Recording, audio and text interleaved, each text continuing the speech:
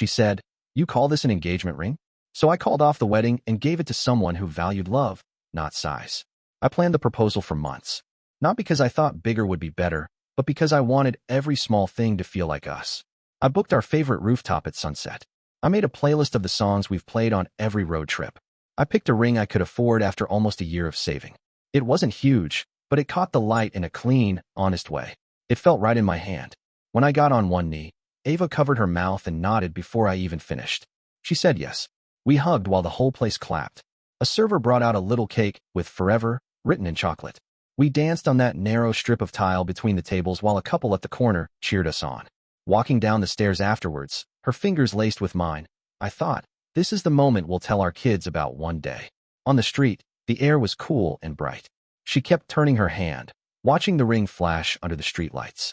Then her smile softened into something I couldn't read. I asked if she was okay. She said she was just tired. I let it go. The next morning, she met her friends for brunch. I stayed home and cleaned up our living room, which still looked like a gift bag had exploded.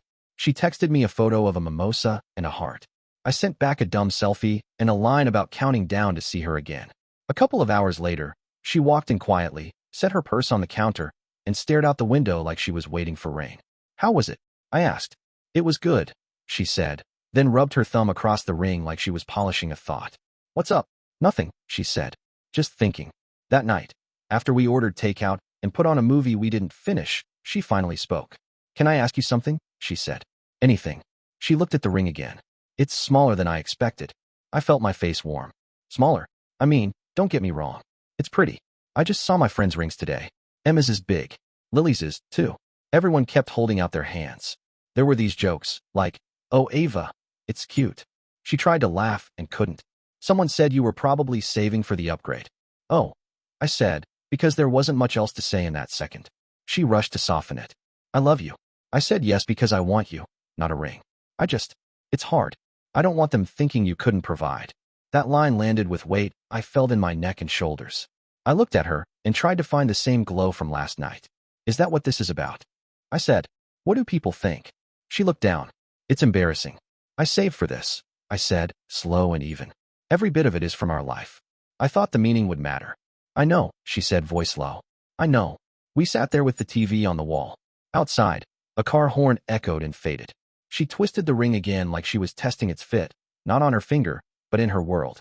I wanted to say something perfect that would wipe away the brunch jokes and the social posts I knew were coming. Instead, I stacked the takeout boxes and asked if she wanted tea. "Sure," she said. I brought her a mug and sat back down. She leaned into me, but her mind felt far away, like she was scrolling through a feed I couldn't see. I kissed the top of her head and told myself this was just day after noise. We'd laugh about it next week, pick a venue next month, and tell the rooftop story forever. But that night, after she fell asleep, I lay awake and watched the ring on the nightstand. It caught a strip of light from the street and threw it back in a thin line across the wood. It should have felt like a promise. For the first time, it felt like a question. Her words kept looping in my head all night. "It's smaller than I expected." I knew she didn't mean to hurt me, at least not intentionally. But something about the way she said "embarrassing" stuck deeper than I wanted to admit. The next morning, I made breakfast.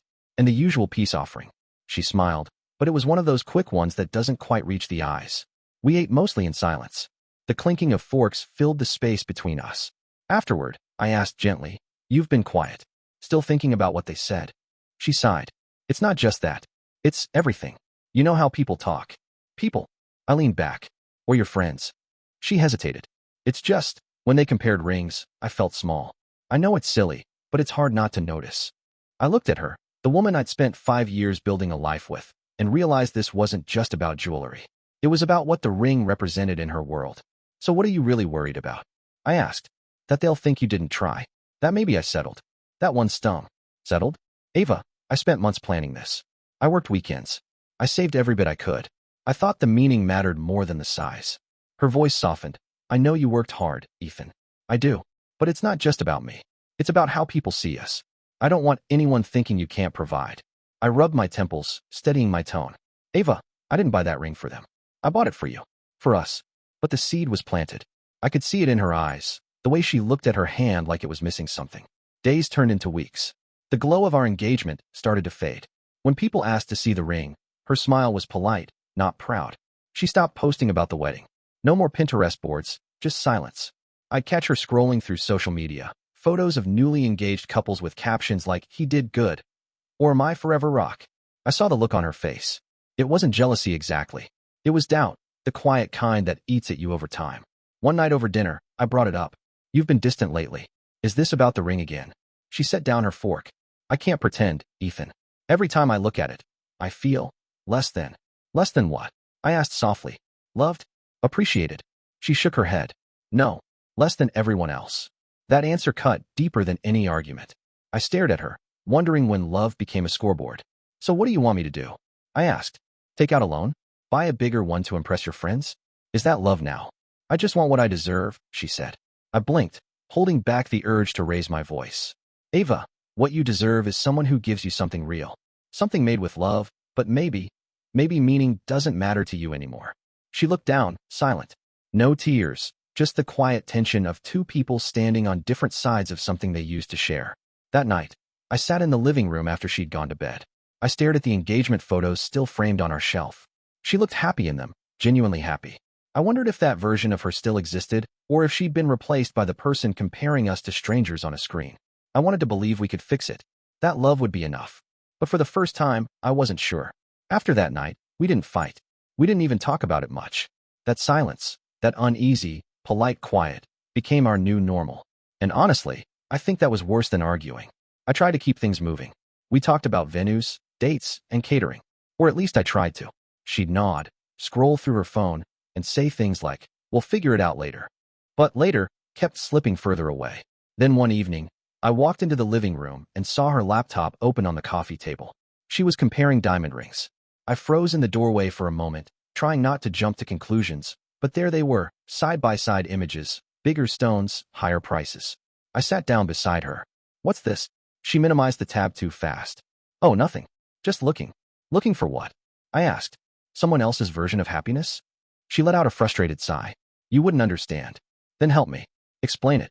She turned the screen back toward herself. "Every girl dreams of that moment, showing off her ring, feeling proud of it. You know? Something that means something." "It already does mean something," I said. My voice came out quieter than I meant. "But maybe you stopped seeing it." She didn't respond, just stared at the blank screen, then at the ring on her hand. That silence, it said everything.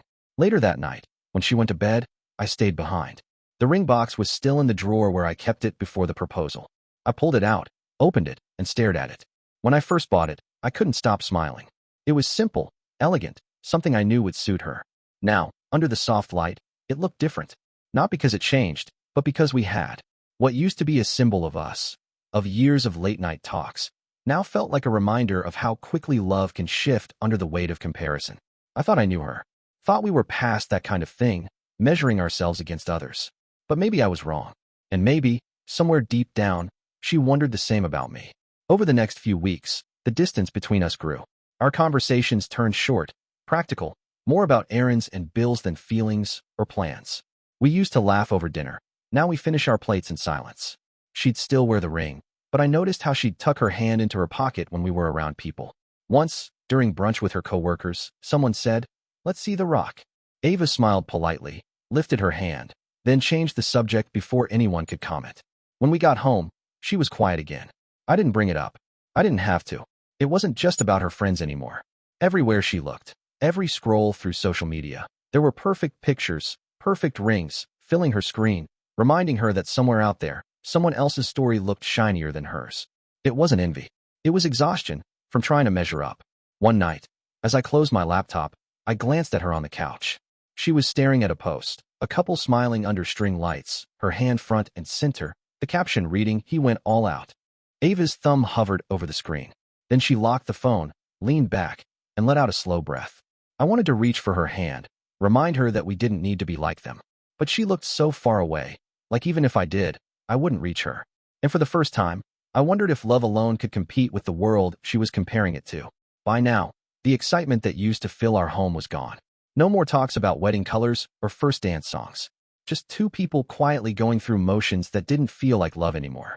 I knew she was trying to hold it together. But every glance at her hand, every pause mid-conversation, reminded me that something inside her was still unsettled. One Friday evening, I was working on my laptop when she walked in and stood by the table. Her tone was calm, but I could tell this wasn't a small talk kind of moment. Ethan, we need to talk. I closed the lid halfway. About what? The ring, she said. I nodded slowly. What about it? She took a seat across from me. I found a jeweler who does trade-ins. If we just add around 3,000, we could. I shut the laptop completely. Ava, stop. Her eyes flickered. What do you mean, stop? I've heard enough, I said. You're not talking about our future anymore. You're talking about a trophy. You want to upgrade love like it's a phone plan. That's not fair. It's the truth, I said, steady but firm. You've turned this into a competition. Since when do you care what strangers think? Her voice softened. It's not strangers, Ethan. It's my world, my friends, my family. Everyone's going to see this ring for years. I just don't want people thinking you didn't try. I let out a quiet laugh, not mocking, just tired. I did try, Ava. I saved for months. I worked weekends. Every cent I put into that ring came from sacrifices we made together. She nodded. I know, and I appreciate that, but no, I cut in. You don't. Because if you did, we wouldn't be here right now. The room went still. Neither of us spoke for a while. There was no shouting, no storm, just a weight in the air that neither of us could lift. She wanted to explain. I could see it on her face. Maybe she wanted to say this wasn't about greed, but about fear. Fear of judgment. Fear of not fitting in. But she didn't have the words to make it sound right. So she just sat there, staring at her hands. I stood up and walked toward the window. The city lights outside blurred through the glass. Do you even remember what this moment used to mean? I asked quietly. The rooftop, the playlist, the look on your face? She didn't answer. I turned back. We were supposed to be planning a wedding. Now all we talk about is what's missing. She wiped her face with the back of her hand. I didn't mean to make it like this. I know, I said. But meaning doesn't undo damage. Over the next few days, things shifted even more. I stopped bringing up wedding plans. When she sent me links to venues, I barely replied. When she talked about photographers, I changed the subject. Finally, she asked, You're not excited anymore, are you? I looked up from my coffee. I'm not sure we're ready. The words hung between us. Her face fell, not in anger, but in realization. She understood what I meant. We used to dream together. Now, it felt like we were negotiating terms. That night, we sat in silence again. I think both of us knew something had cracked. Maybe it wasn't broken yet, but it was close. As I lay in bed, staring at the ceiling, I thought about that night on the rooftop. How simple it was, how pure it felt. Back then, the ring was just a symbol.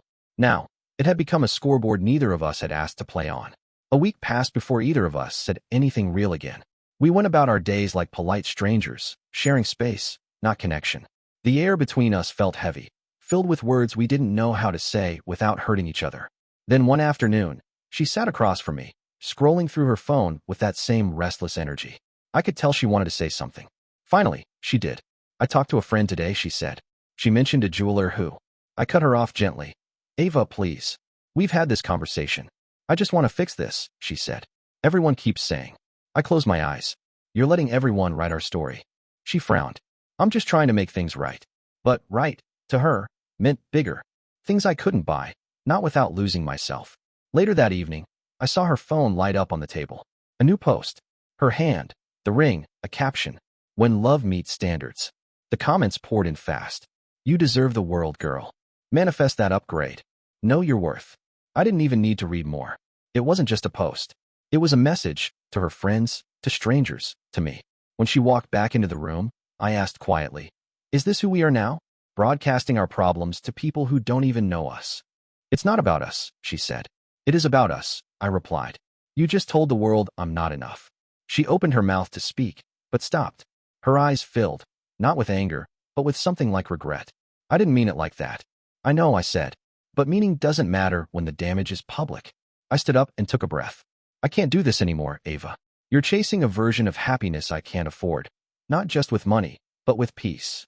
So you're ending this, over a ring? I shook my head. No, I'm ending this because the ring was never the problem. The problem is you stopped seeing me. She didn't argue. She just sat there, still, staring at her hand. I packed a few things and left that night. Just a quiet goodbye that said more than any speech ever could. For weeks, I didn't hear from her. And honestly, I didn't expect to. Months later, I was scrolling through my feed when a name caught my eye, hers. A photo of a ring box sitting open on a dresser. The same ring. Her caption read, Some lessons come too late. I didn't comment. I didn't need to. We'd both learned our lesson. A few months after that, I met someone, Rachel. She wasn't loud about love. She didn't need grand gestures or proof for the world to see. When I proposed, I used a simple ring again. This time, there were no comparisons, just a smile and a quiet yes. When we shared our engagement, the caption read, "It's not the size that matters. It's the story behind it." The comments were warm, genuine. People didn't praise the ring. They celebrated the love. Ava saw the post. I know she did. She liked it. Maybe that was her way of saying, I get it now. She's still finding her way. I don't wish her pain, just peace. And sometimes, when I look at the ring on Rachel's hand, I think back to that rooftop years ago, the laughter, the sunset, the love that started it all. I appreciate you watching till the end. Hit that subscribe button and stay tuned for more content.